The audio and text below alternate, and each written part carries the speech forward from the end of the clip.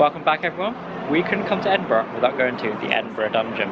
So for me this is now done York, London and York Towers. For me it's my second one with the one of London Towers. Yes, this is the so first. I know nothing really about the dungeons because I've not been doing like long ones. Big ones. Yeah, so it's the first long proper dungeons that Anna's been in. So we're going to head into the dungeons and we'll see you after.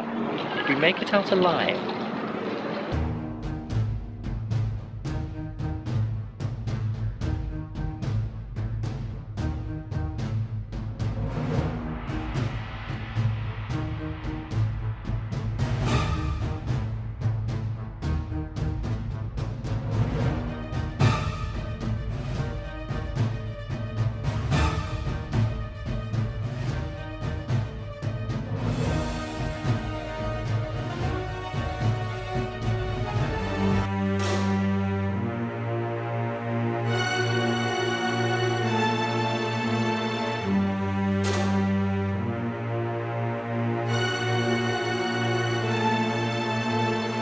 So we survived the dungeons, and here's what we thought. So you start with the courtroom, like in York and York Towers, I think that.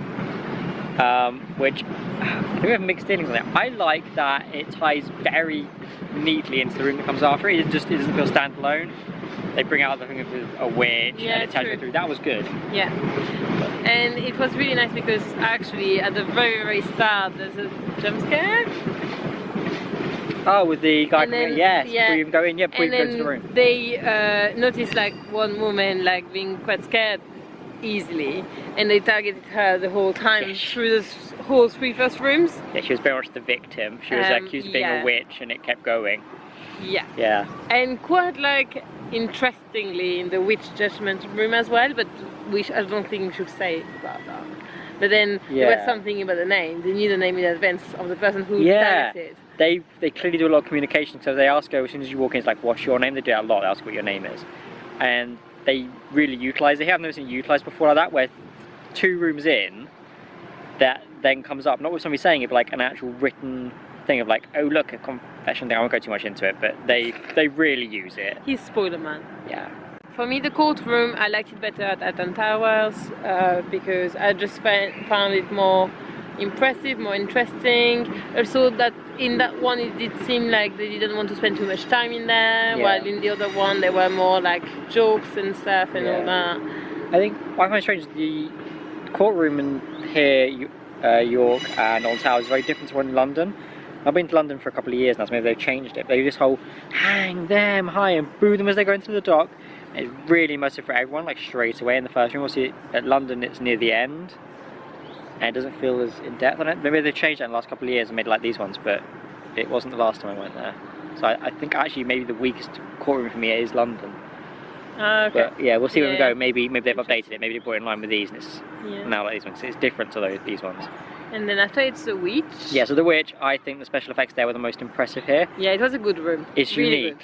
It's why when you go to a new one, obviously you've got some of the rooms that are very similar, like the courtroom appears in most of them, but the witch here, although there is a witch on Towers, is just completely different. And the special effects, if anyone's seen Wicked, there was a little witch flying thing. It reminded me of that. Yeah, it was. The special effects were really on point. It was brilliant. They make it look like the witch has got powers, and it's quite nice. Yeah, it's really well done. I liked it. I think that's maybe my favourite room on special effects. Yeah, I really enjoyed that. Yeah, it was good. Yeah. And then after that we go to the torturer. Yeah, so the interim between torturer from the witch to the torturer was very good. They have somebody talking to you. There's something in between. There's like a mid bit in the corridor, which it happens in London as well, like a King James thing if they skip the boat ride, if I remember correctly. But then you go near some jails and you can see jail sounds and stuff like that, and there's a guy talking to you, which is like insane. Yeah, he's really fun. The actor is really good. Yeah, he was. And then he targets pretty much everybody. Yeah, he really goes around it with all sorts of things. Then he basically pulls 2 people from who've been targeted earlier on in the courtroom scene again and brought back to the front. Yeah. He basically looks like he's going to target the person who's done as a witch for the first 2 rooms. He's like, I don't want to associate with witches. But you don't know until the very end who he's going to target. And suddenly, that person will go in the jail. Yeah, then he draws 2 other people out and he's like, oh, one of you 2, who are we picking? And just picks somebody else completely random in the room. And yeah, that person's sent ahead of everyone else into the next room, like really alone. and you walk out into torture, and obviously you've done torture in the other ones, that's the person who ends up in the cage. I really like the torturer. I really like the actress. Yeah, she was a lot of fun. I thought she was, yeah, exactly, lots of fun. She was so much in character. She was crazy. Yeah. It was good. But it's, torturer here is the same as torturer the others, really. It's except that you don't get at Alton Towers. You got handcuffs. There's no shackles on the chair, like Alton Towers in London and New York. I think all have shackles. I like that the fact as well in Alton Towers the cage was next to the chair. The chair. It's on the set, yeah. Whereas here it's behind us. Because they could, the guy was able to go from one person to another. Yeah. While here, the person in the cage didn't get much interaction with the actor. Yeah, you're left alone a little bit. And then we moved to the cannibal cave, which I was looking forward to. That's your main one, wasn't it? Just because of the story. I just found the story is horrendous. We had a look at it like a little bit before. Yeah. It's based like on maybe like a real story. Bit we don't know. It's urban like legend, but yeah, a local cannibal on the beach basically had a family all inbred and attacked passers-by and ate them. But it's just basically it's a couple who went to a cave and had lots of children, and their children had children amongst them, and then they just survived like that by killing people at night. Madness. Just staying in the cave. This is just awful. Yeah. And yeah, it was quite fun. It was quite long. You had an introduction, and then after you were like walking along stuff, and then you were entering the cave. Yeah, there's a really long bit. It says I forgot. Yeah, they introduce you like just a character saying you're being sent in to find it, and they pick one of you out to go lead the group to go find them. And you've got to bring them back and report to the king. But yeah, it's a long walk across like bridges and things, like you're going through the coast until you finally enter the cave, and then the guy's like, right, I'll leave you here, I hate caves. And obviously then you have the cannibal come out. And I thought it was going to be multiple actors in this one, but there wasn't, it was just one actor. No, there were two. The girl. Yeah, I suppose, the guy introduced you to it, and then but once you left in the room, it's just the girl. I was expecting like two cannibal actors, okay. And there wasn't. I kept it on my mouth, like, someone's going to come behind and jump scare us, surely. They didn't, that didn't happen. And again, a good use of screens in this one, actually. I'm not usually that keen on screens in the dungeons. I think it takes away from the live actors, which I think are more immersive. Okay. Like, you're there for live acting interactive, whereas a screen can't give you that interaction. But the screens were okay, because the screens weren't really to target you. It's meant to be like the king's men turning up and it was meant to be like from further away, so it works. So it works well, so I was okay with that.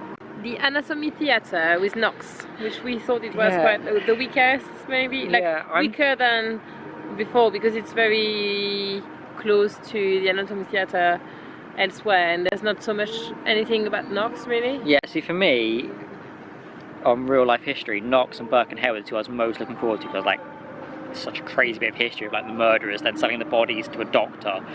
Like, I think that's insane. I was really looking forward to these two rooms, but Knox, you get just a general doctor's assistant talking to you and saying Knox is no longer available, implying he's being detained because of the murders, which is okay, it means you can have anyone play the character. It doesn't have to be female, it doesn't have to be male, you can have a female or a male doing it. But otherwise, it's pretty much the plague doctor at all the other ones. They do the whole squirting you with the full bladder and things like that. It loses the bit, because the person they put in the chair doesn't have the whole, right, let's knock you out and look at your sweaty bits and all that bit they do, where they, with the screaming, they did it. Yeah. And tells you that's all skipped, because there's no real reason to put it there. And they don't go into the whole, oh, I get to pull out his sweaty bits and all that, or however it goes, pull out his bit, no, I get to pull out his bits, that's what they do in the other ones, isn't it? But none of that happens, because it's not relevant to the plot. Yeah. They do tell you about Knox and the fact that he's been buying the bodies and they've been going missing. They've got the little rhyme on the board in the background about the three of them. So that was all quite cool. So it's good at telling you the story, but as a room it felt a bit bland. It felt like they'd taken the plague doctor and been like, okay, how can we make this room more relevant to Edinburgh? Rather than just saying, let's do something with Knox and go really in depth about the body and buying it, in this whole buying these bodies off of these two men and he's having suspicions or something. No, I think they could have gone more in depth. What have I got? Sorry. It's okay. A little bug. Yeah, I think they could have gone more in depth with it, I think.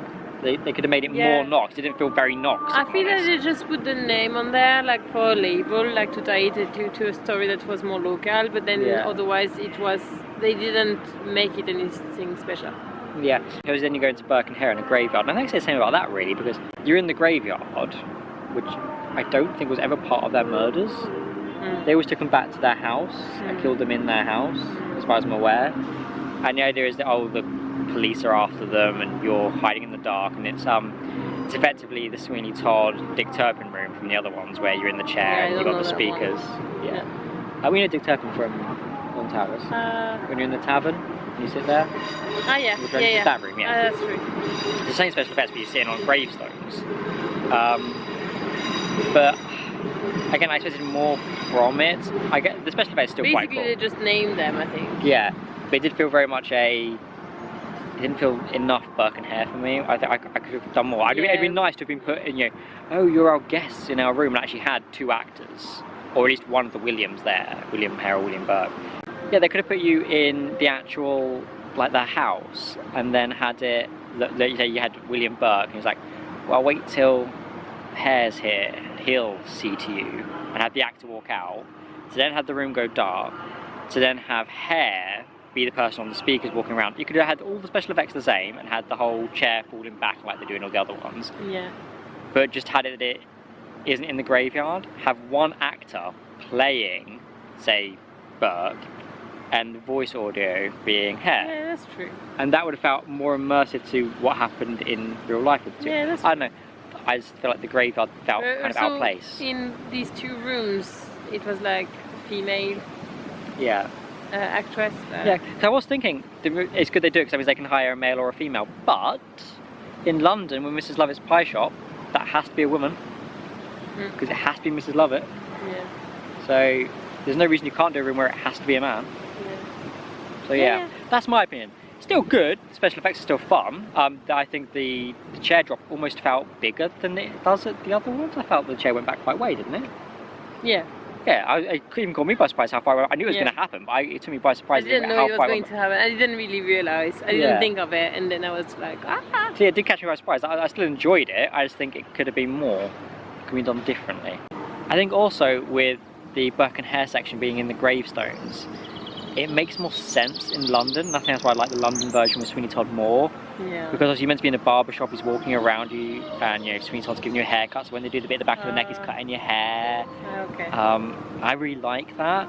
And also even with Dick Turpin, you sit in a chair in a tavern, he puts a gun in your back. It's not quite as making sense as London's one, but it still kind of works. I feel like Burk and Hare's one with being gravestones, again, this is why I think it would have been better if it had been in their house rather than in a cemetery theming. And this theming, I think, is the big reason I'm not so into it. Wasn't feeling it as much. But with London, it makes no sense with the chair going back because it's Sweeney Todd. He's dumping you down into Mrs. Lovett's Pie Shop, to get turned into a pie. The chair movement fits with the story completely. With Dick Turpin, he's pulling back the chair you're sat in the tavern to kill you. Sat on a gravestone in a graveyard, the pull back. It's just there for the effect. Yes, but the effect is dramatic. It catches you. It is scary. But it doesn't tie up with the story. It doesn't tie with the story too well. Yeah. And this is why I think all they have to do is change the theming and make it you were sat in their little B&B thing they were doing. Where they're inviting you back to have lodgings, have some drinks, and then killing you while you were drunk. And the whole thing would have worked better. Yeah, it makes sense. Just need to be the setting that usually different. I think that's the main thing that was out a little bit off for me. Yeah. But otherwise, really impressed with it. And then we moved to the plague, and for me, I like the little room and stuff, but we could have stayed a bit less time, or they could have done something else with it. I liked it in a way, but I was targeted, and in the end, nothing happened. You see less by being targeted than anything else. Yeah, I think maybe where they move you to is maybe a little bit limiting for what you can experience in that room. They shouldn't move you so far to the end. This is a narrow corridor. And basically Annie got targeted because one of the windows above they open up and someone throws urine out of the window in a bucket. And it's but I didn't even receive water. I think they had to pick someone. So and her and 2 others through different events get moved to the end of the room, trying to single you out a little bit. Which is fun. It's fun to be targeted and stuff, but then after it's true that there's nothing happening to you at all. At that end, yeah. Did you get the rats around your feet or not? No. No, okay, don't At one point we could see that you were getting some stuff, but we couldn't see anything. Okay. Because I like the fact it's local. It's about a street here that basically got quarantined completely cut off from the rest of it to try and stop the plague spreading.